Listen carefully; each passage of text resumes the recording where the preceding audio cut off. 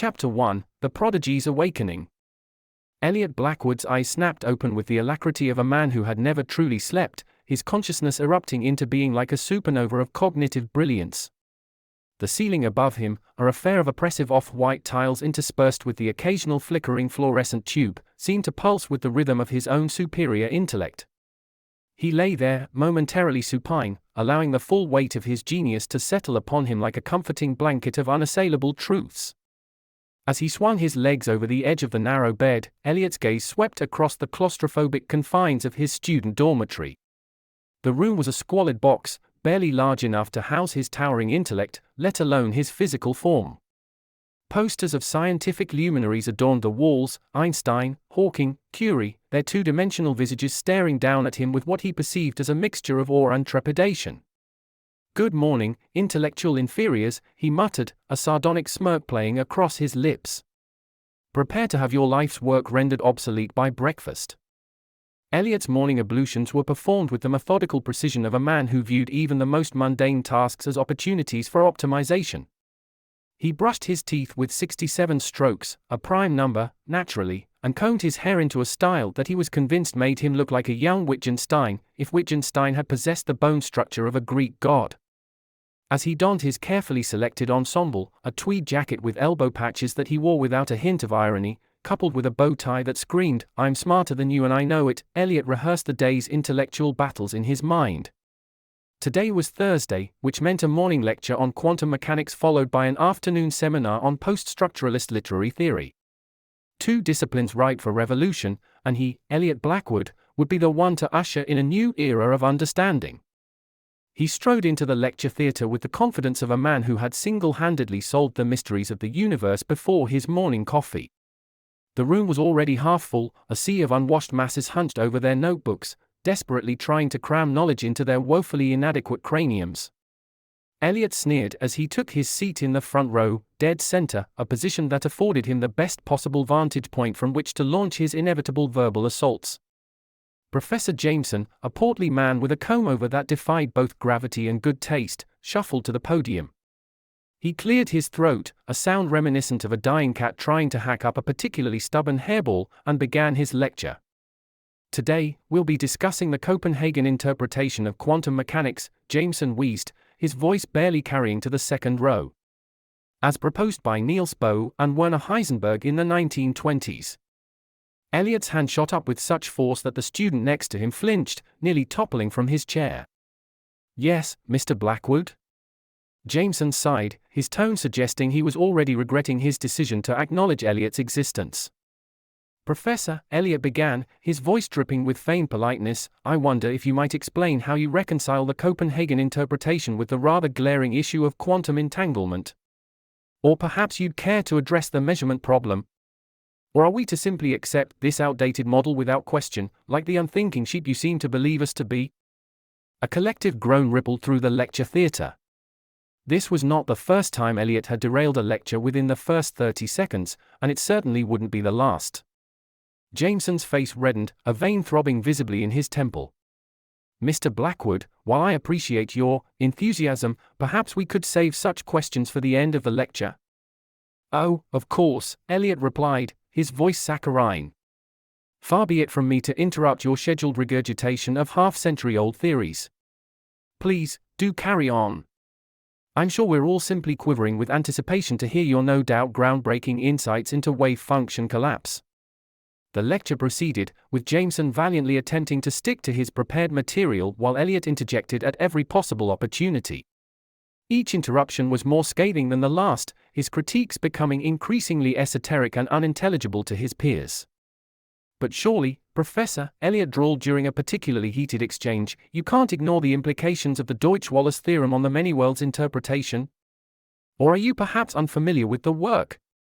I'd be happy to explain it to you after class, assuming you can grasp the underlying mathematics, of course." By the time the lecture mercifully ended, Jameson looked as though he'd aged a decade, and several students appeared to be on the verge of tears. Elliot, on the other hand, was positively beaming, convinced he'd single-handedly advanced the field of quantum mechanics by several decades in the span of a single hour. As the shell-shocked students filed out of the lecture theatre, Elliot lingered, approaching Jameson with the predatory grace of a lion stalking a particularly feeble gazelle. "Fascinating lecture, Professor," he said, his voice dripping with condescension. "I particularly enjoyed your complete failure to address any of the fundamental issues plaguing the Copenhagen interpretation. It's refreshing to see someone so committed to intellectual stagnation in this age of rapid scientific advancement." Jameson, his patience finally exhausted, fixed Elliot with a glare that could have curdled milk. "Mr. Blackwood," he began, his voice low and dangerous, "while your intelligence is undeniable, your attitude leaves much to be desired. Perhaps if you spent less time attempting to belittle your instructors and more time actually listening, you might learn something." Elliot's eyes widened in mock surprise. "Learn something? From you?" "Oh, my dear Professor, I think you overestimate your capabilities and underestimate mine. But please, don't let me detain you. I'm sure you have a busy day ahead, what with all those undergraduate papers to grade. It must be so tedious, reading the same regurgitated textbook answers over and over. How do you stand it?" Without waiting for a response, Elliot turned on his heel and sauntered out of the lecture theatre, leaving a fuming Jameson in his wake.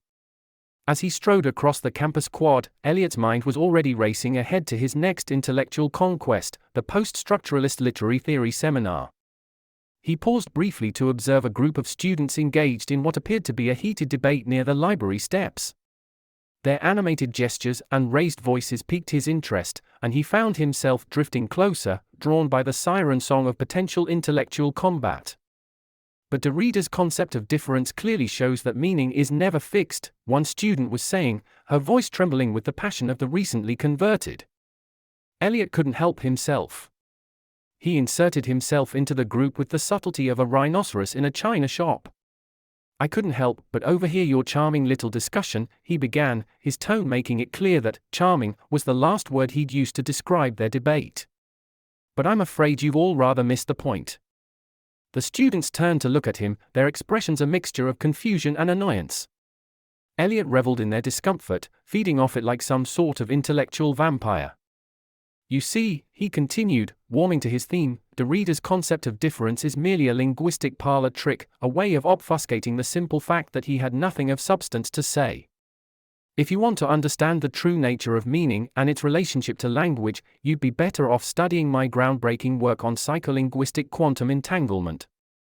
"You're what?" one of the students asked, his brow furrowed in confusion. Elliot sighed dramatically. "My psycholinguistic quantum entanglement theory. Do try to keep up. It's really quite simple. You see, just as particles can become entangled at the quantum level, so too can concepts become entangled in the collective unconscious, creating a web of meaning that transcends traditional linguistic structures. It's all in my latest paper, Schrödinger's Signifier, a quantum approach to semiotics. I'd explain further, but I'm not sure your undergraduate minds could handle the complexity." He paused, basking in the bewildered silence that followed his pronouncement. The students exchanged glances, clearly unsure whether to be impressed or horrified. "Now, if you'll excuse me," Elliot said, straightening his bow tie, "I have a seminar to attend. Do try not to strain yourselves with all this thinking. It can be so taxing for the uninitiated." With that, he strode off towards the humanities building, leaving a wake of confused muttering behind him. As he walked, Elliot's mind was already formulating new theories, each more outlandish than the last. By the time he reached the seminar room, he had mentally composed 3 new papers, 2 book proposals, and a scathing critique of the entire field of cognitive linguistics. He paused at the door, hand on the handle, a smirk playing across his lips. Another class, another opportunity to demonstrate his intellectual superiority. Another chance to shock, to provoke, to leave his mark on the stagnant pool of academia. Time to make some waves, he muttered to himself, and pushed open the door.